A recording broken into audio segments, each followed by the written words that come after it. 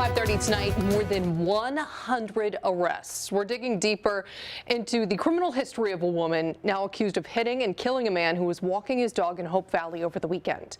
The victim was a musician who was once in the band Roomful of Blues. Good evening. I'm Emily Voles. And hello again, everyone. I'm Dan Janik. And the suspect has been in and out of court and sometimes prison over the last 2 decades. The I-Team's Brian Crandall is here with the new details. Brian? Well, Dan and Emily, Shannon Godbout of Hopkinton is now in police custody at the hospital, due tomorrow in court, a place she's all too familiar with.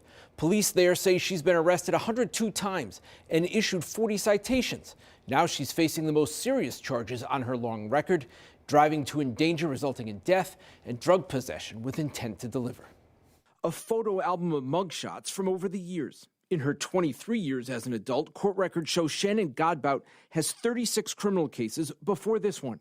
She's now accused of hitting and killing 70-year-old musician Rory McLeod Saturday morning. In the past, she'd been charged in a dozen Rhode Island cities and towns. The longest prison sentence for any of them appears to be a little more than 2 years.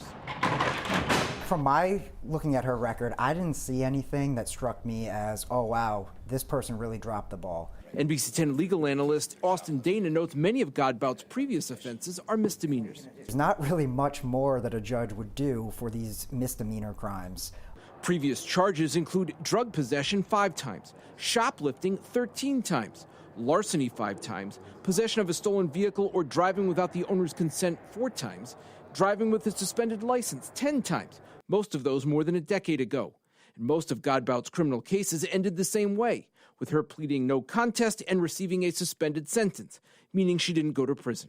When you're talking about shopliftings, you're talking about drug charges. Does it make sense for the state to foot that bill to incarcerate her for a long period of time without rehabilitation? Godbout had been court-ordered into substance abuse counseling 7 times, most recently in April.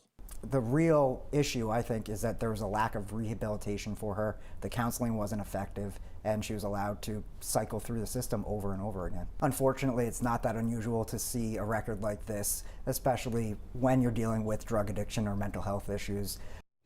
And in terms of driving offenses, other than driving without a license that we mentioned, traffic court records only show 2 speeding tickets from earlier this year. I'm Brian Crandall, NBC 10 News.